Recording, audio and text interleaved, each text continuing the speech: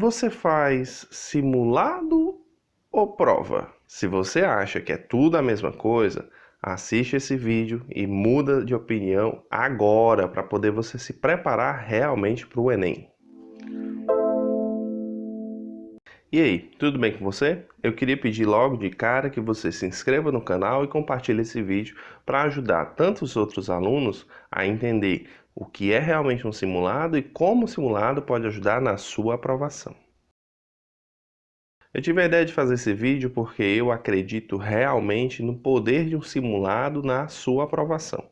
Mas a gente tem que entender primeiro o que é um simulado e entender se a gente realmente está fazendo simulado.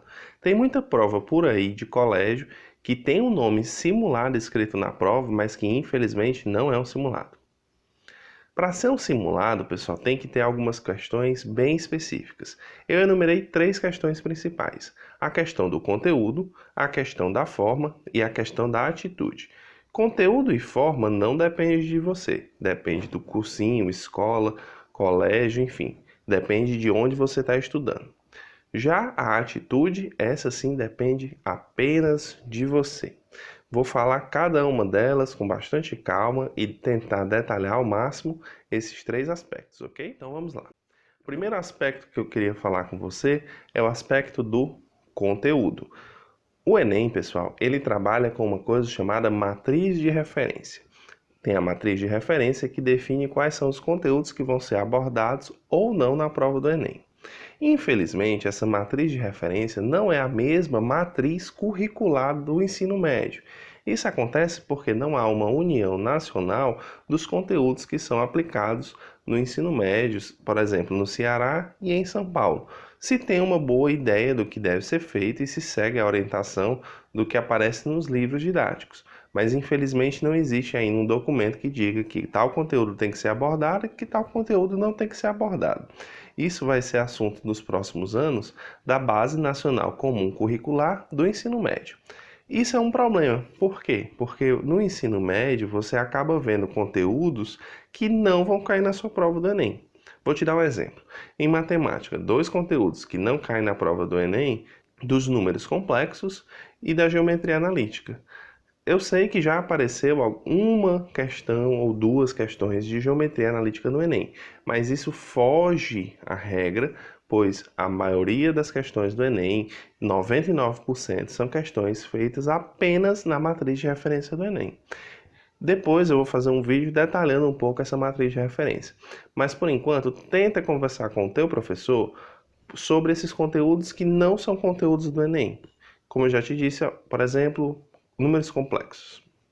Outra coisa, pessoal, na tua prova do Enem, você vai ver conteúdos do ano todo. Você não vai ver conteúdos apenas do primeiro bimestre, do segundo bimestre, como geralmente os colégios dividem. Então, se você está fazendo uma prova que tem lá o nome simulado, mas que só aborda o conteúdo do primeiro bimestre, infelizmente essa prova não é um simulado. É apenas uma prova, uma avaliação. Ela tem sim uma função, ela vai te ajudar a determinar se você está indo bem ou não naquele conteúdo específico, mas ela não vai te dar uma métrica se você vai ou não tão bem assim numa possível prova do Enem.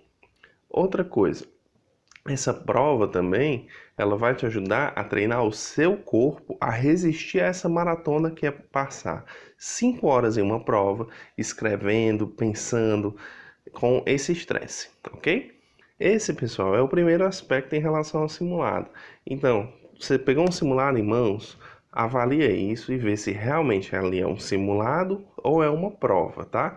Tem que ter todo o conteúdo do ano todo e tem que estar realmente visando a matriz de referência, ok? A segunda coisa importante para que um simulado realmente seja um simulado é a forma desse simulado. E essa forma, pessoal, tem alguns aspectos bem específicos.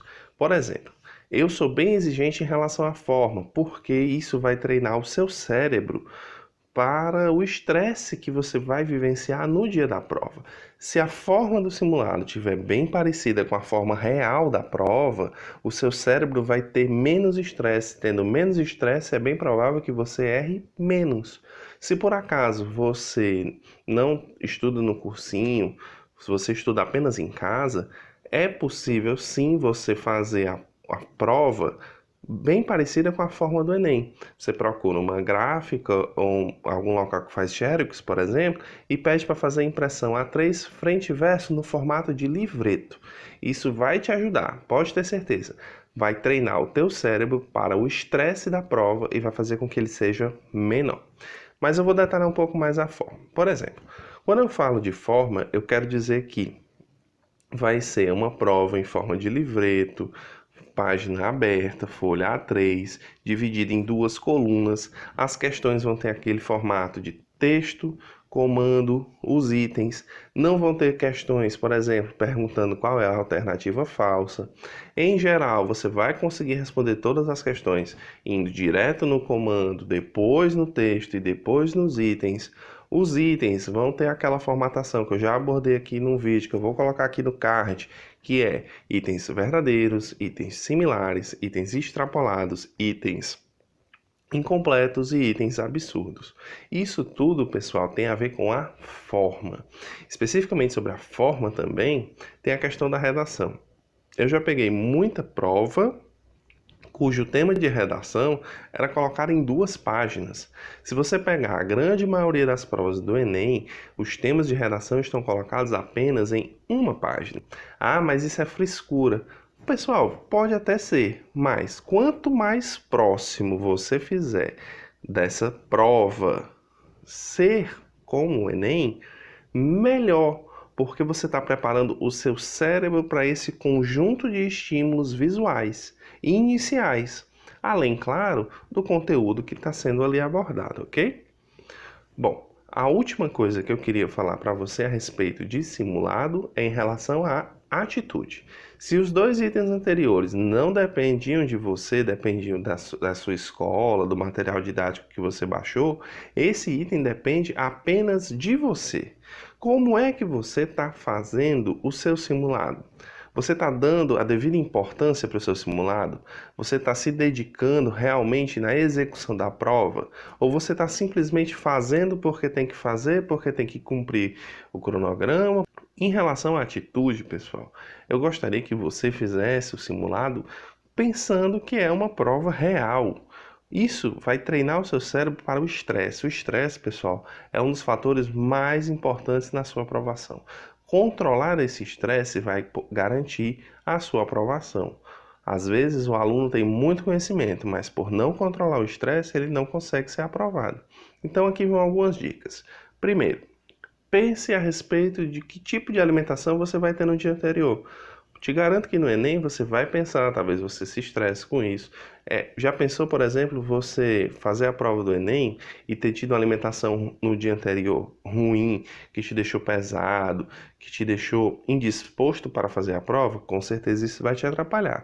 Mas se ao longo do ano, ao longo dos simulados, você pensar nessa alimentação no dia anterior, em todos os simulados, quando for no dia do Enem, vai ser mais um dia, você já vai saber exatamente o que vai comer, vai ser menos um fator. Você também tem que pensar, na minha opinião, horário de dormir, horário de acordar, qual o translado que você vai fazer. Ao chegar na prova, você vai levar um lanche? Que lanche você vai levar? Você vai levar um biscoito, vai levar uma fruta, vai levar, sei lá, um sanduíche? Lembrando que agora, a partir desse ano, esses lanches serão revistados. Então já treina isso, já no teu simulado, já leva num pote transparente, já leva uma garrafa sem rótulo, tá? Leva a sua água. Ah, se você não gostar de sair, tudo bem. Mas tenha pelo menos disponível para que você não tenha esse estresse caso você tenha necessidade, caso você tenha vontade de fazer, de beber água, de comer. Outra coisa, você vai no banheiro, você não vai. Eu, por exemplo, por mais que eu não tivesse vontade de ir no banheiro realmente, eu sempre saía pelo menos 2 vezes em cada prova. Isso ajudava a oxigenar o meu cérebro, a relaxar os músculos, a me desligar por um momento da prova para que depois eu voltasse com todo o ânimo, com todo o gás e seguir na prova. certo? Essa questão da atitude, pessoal, é muito importante. Eu acho que a partir do momento que você encarar um simulado como sendo realmente uma prova, você vai ter um desempenho bem melhor. Outra coisa também, pessoal, evite atitudes que você não vai poder fazer no dia da prova. Por exemplo, eu via muitas pessoas que saíam da prova e ficavam batendo papo fora da prova sobre a prova ou sobre outros assuntos. No dia do Enem, você não vai poder conversar com nenhum candidato, a não ser que você queira ser eliminado, talvez até preso, né? Afinal de contas, é um concurso federal. Outra coisa também que eu presenciei, que eu fiquei um pouco espantado, é que tinha algumas pessoas que saíam com a verdadeira marmita. Acho que porque, como era cedo, não dava tempo a almoçar. E saía com a marmita, esquentava no micro-ondas e almoçava. Agora eu te pergunto, dá para fazer isso no Enem? Não, não dá, né? Então por que fazer isso no simulado? É melhor você já treinar o seu corpo, já preparar o seu corpo ao longo do ano para o que você vai encarar no simulado. Por fim, pessoal, eu queria falar a respeito do pós-simulado. O pós-simulado, pessoal, é a análise que você vai ter do seu resultado. Você foi bem, você foi mal. Ir bem em um simulado não quer dizer necessariamente que você vai bem no Enem. Por que que eu digo isso? Porque se você for muito confiante, você não vai fazer a prova com o mesmo critério e você vai se dar mal. Ao mesmo tempo, ir mal num simulado também não quer dizer que você vai ser mal no Enem. Apenas são diagnósticos. Analise o seguinte: se você vai bem em um simulado, você pode dizer que aqueles conteúdos que você foi bem, você está bem, você entendeu, você consegue resolver questões e você pode avançar para outros conteúdos que você não está entendendo muito bem. Já se você foi mal, é um sinal amarelo, onde você tem que refletir melhor o que é que você está fazendo, como é que está a sua rotina de estudos, o que é que você está errando, o que é que você está acertando. Essa dosagem, pessoal, ela é mais importante do que, por exemplo, as dosagens, as análises que você faz dos exercícios no dia a dia.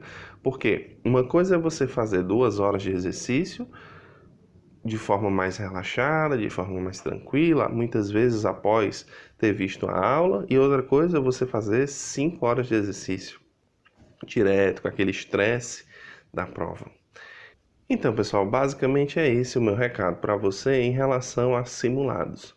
Eu acho sim que eles têm um papel importante na aprovação e eu acho que você analisando se realmente a sua prova é um simulado e uma vez que ela seja um simulado, você tem a atitude correta, isso vai te ajudar muito na aprovação. E uma dica que eu te dou: se você está estudando sozinho, ou se você começou a estudar agora para o Enem e não tem nenhum simulado, o melhor simulado que você pode fazer são as provas anteriores do Enem. Pegando ali de 2010 para cá, a gente já tem aí 8 edições, com 2 edições pelo menos por ano. Então você tem aí pelo menos 16 provas para fazer. Se você fizer uma prova por semana, por exemplo, não vai dar nem tempo fazer todas as provas até o dia do Enem, ok? Então você tem muito material para poder treinar, para poder estudar. Espero que você tenha gostado. Se inscreva no canal, compartilhe esse vídeo e comenta aí embaixo o que você quer que eu fale nos próximos vídeos. Você quer mais vídeo de questão, mais vídeo de resumão, quer mais dicas assim cara a cara sobre o vlog, por exemplo? Ok? Valeu? Tchau!